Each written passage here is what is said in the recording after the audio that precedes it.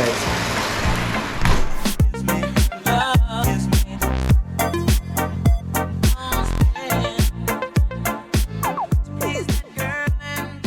Oh man, it wouldn't be another day in the Philippines if I wasn't woken up by the rain, would it? But welcome, good morning. We are here today in Coron. Today we are heading to Manila before tomorrow heading to Malaysia. And of course, I'm very excited to bring you all with me. So I got this hostel to myself, as you can see. It is absolutely lovely. You've really hit the jackpot when you've only spent, what, £4 or £5 for a night. And you've got the entire place to yourself, and a nice place as well. As you can see, this is the J&J homestay. He's not paying me to say that. I've got, what, 500 subscribers. I'm gonna have a shower. The shower looks nice as long as the water is warm, which it hasn't been now in the Philippines for a couple of weeks due to the weather. I'm not really too sure how that's happened, but hopefully that'll be different here at this hotel. And yeah, once we finish with that, I really want to go over some of the positives and some of the reasons why you should come and visit the Philippines in 2025. Of course, today being my final full day here in the country before tomorrow heading over to Kuala Lumpur. I can't think of a more appropriate time to make this video. So let me get a shower, let me change out of yesterday's clothes, and I'll see you in a minute. Shower's freezing as expected, but that's not the hostel's fault. I've made a quick list here of 7 reasons why you should visit the Philippines, and yeah, I very much hope that you enjoy. Cost. Starting off with my favourite reason is undoubtedly how cheap it is to travel the Philippines. I've been here now for almost 4 weeks and have spent less than £1,000 despite also booking 4 domestic flights, one of which I'm going to be flying on this afternoon. Cost of food, transport, hotels, hostels. I mean, this one here has only cost me, what, not even £5, and I've got the entire place to myself. Travelling the Philippines can be extremely affordable, and what I've done, I've actually put a link up there somewhere. You can go and check out my entire video about the spend and budgeting tips of travelling the Philippines. Go check that out, and yeah. Variety. The Philippines is home to 7,641 islands, meaning if you was to travel a different island every single day, it would take you just under 21 years to do so. There's so much variety and so many different things to do here. If you want to go and find an island that no one else is living on, you absolutely can. If you want to go to the beach, you can. If you want to go and see tarsiers in the jungle, you can do that too. There's so much you can do here in the Philippines and so many wonderful places to go and explore. And yeah, as I say, I will definitely be back next year to go and explore those places that I enjoyed this year, but obviously also the places that I didn't get to go this year. Notably Siargao and Siqijor, 2 very popular islands. I just haven't had the time, and it wouldn't have made sense in like my map that I've done. Friendly people. The locals here in the Philippines would drop everything to come and help you and make sure you have a better stay. Whether it's wanting to get to know where you're from, helping you get from A to B, or even inviting you to their table so you feel a part of the occasion,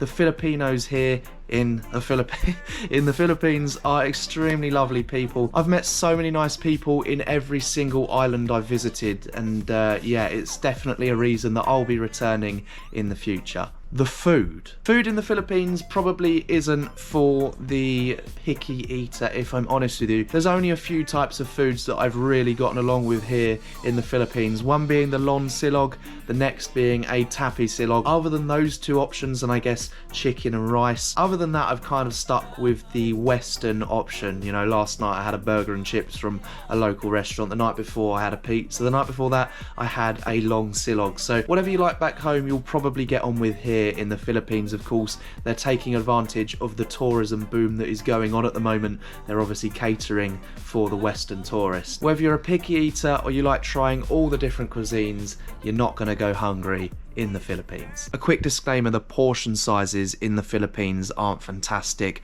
I often find myself stopping by 7-Eleven on the way back to my hotel just to fill up, just to make sure I'm not going hungry. I'm not too sure what it is, and I very much hope that changes in Malaysia. The weather. Now look, I know it might seem like everything I've said so far is just something you could find on the internet. Of course, if you googled, Manila weather in April, you're going to see 33 degrees and sunshine. That's just what you'd see. But I just want to quickly cover off the weather. Obviously, it is nice. The Philippines all year round is warm, but of course not always sunny. As you can see, I'm still the pale British dude that recently came across from London. But of course, I've come here. Today's the 29th of October as I'm recording this, slap bang in the middle of monsoon season, and you play stupid games, you win stupid prizes. That being said, with an average daily daytime temperature of 29 degrees, you're not going to be needing a coat any time of the year in the Philippines. I wanted to also add a couple of my own takes on here as well you couldn't necessarily find online. First being overcrowdedness, or should I say undercrowdedness. Since being out here in the Philippines, I must say I've touched on more tourist hotspots than I wanted to.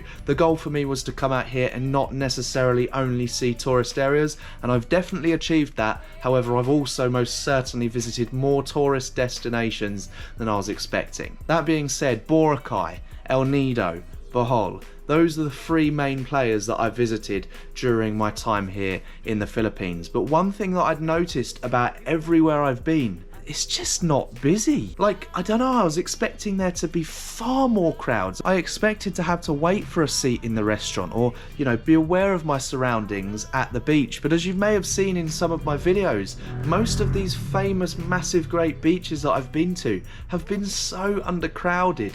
It's extremely refreshing. Of course, not the best news for a country that heavily relies on tourism, but I would take advantage of this while you can, because of course everyone's seen the massive boom that the influencers have created in Thailand. I don't think it's going to be long before that comes here to the Philippines, because of course Thailand now is getting extremely overcrowded. Prices are going through the roof. I'm not even sure I'm going to be visiting Thailand on my 8-month hiatus out here in Asia, just because of how overcrowded and how westernized Thailand is now compared to everywhere else in Asia. You can't even live off £5 a day in Thailand anymore. You walk out the front door of your hostel, you've already spent a tenner, whereas of course coming here to the Philippines, I've had days where I've spent £7 a day, £8 a day, $10 a day. That's how cheap that I've been living out here in the Philippines. And I'd say take advantage of that while you can, because it's not going to be long until those prices are going through the roof and those beaches are crowded. I very much hope that's not going to be the case here for a while. Of course, what helps the Philippines and the undercrowdedness is there are 7,000 islands. There's so many cool places that you can go. You're not just kind of stuck with Bangkok, Chiang Mai and Koh Samui, or the PP Islands as well. There's 7,000 islands here that you can explore, and of course that means that people are distributed in small pockets across the entirety of the country, and no one's kind of stuck in one place. And finally, a notable mention is the rare wild animals, or not necessarily wild, because of course the Philippines is doing all they can to preserve them, but notably so the whale shark, but also the tarsier. I've obviously encountered these animals up close. They are very, very cool. The tarsier in particular is extremely endangered. It's only found in Bohol here in the Philippines. You've also got the Borneo, Malaysian, but no, not Malaysian. Where's the other one? I probably should have researched this. It's Borneo. I'm gonna have to research this on. I don't want to give out misinformation. It just says the Philippines, but I know that's not true because the tour guide also mentioned Borneo and I believe Indonesia, but I'm not 100% sure. I'll put it on the screen. What I'm saying is the tarsier is an endangered species. I think in the Philippines they only have 100 of them left now. I can't speak for the other countries, but of course that means these animals may not be around for much longer, so take advantage while you can. Go and check out the sanctuary. It was such a cool experience. These little alien looking monkey creatures, or whatever you call them, I'm not even too sure what they are, but they are so cool. They're very interesting. Just make sure you're quiet when you go and visit them, because they are known to bang their head when they're in distress and land on the floor.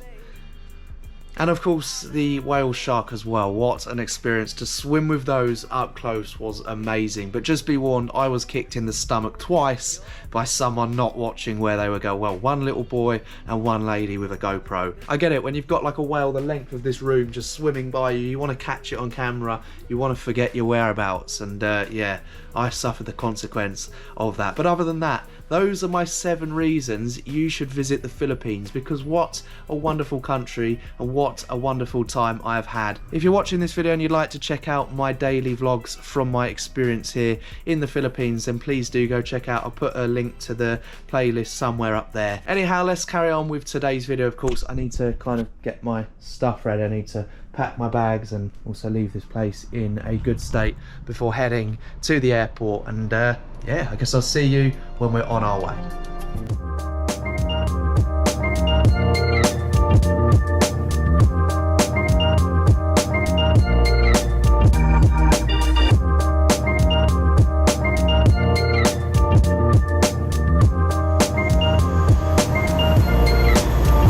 My 4th and final domestic flight in the Philippines. Let's do it.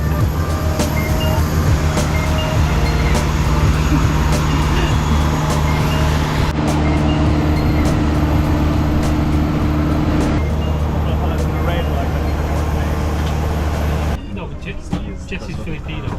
Yeah. But he's...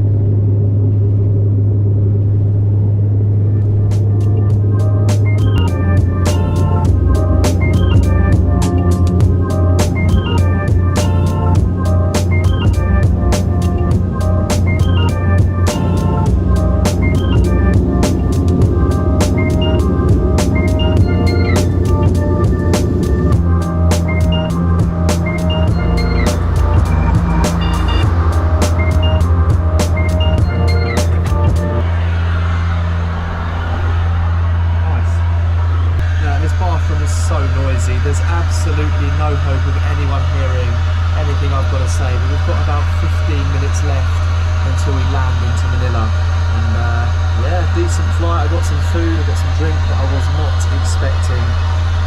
Philippine Airlines is the national flag carrier, so I guess it makes sense. You get a little bit more than you would on the likes of Cebu Pacific or Air Asia. So now I'm going to head back to my seat, and I'll see you when we're on the ground.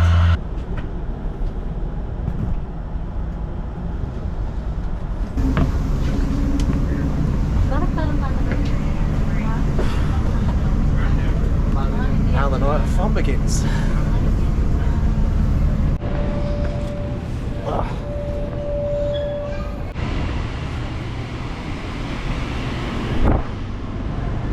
And as I had done 3.5 weeks ago, I have arrived into Manila.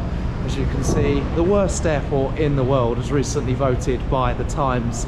And yeah, that's why, I mean, it doesn't look like the worst airport if you ask me. It looks a little bit nicer than Luton, but I guess it's based on more than just looks. It's of course going to be based on things like how many delays there are, etc, etc, cancellations. So yeah, we'll have to see how that is tonight. So I'm going to be sitting it out in departures this evening. For now, I'm going to go and check out. Apparently there's a Denny's down the road. A Denny's, the American burger company Denny's. That's what I'm going to go out for dinner now. And yeah, see what we can find.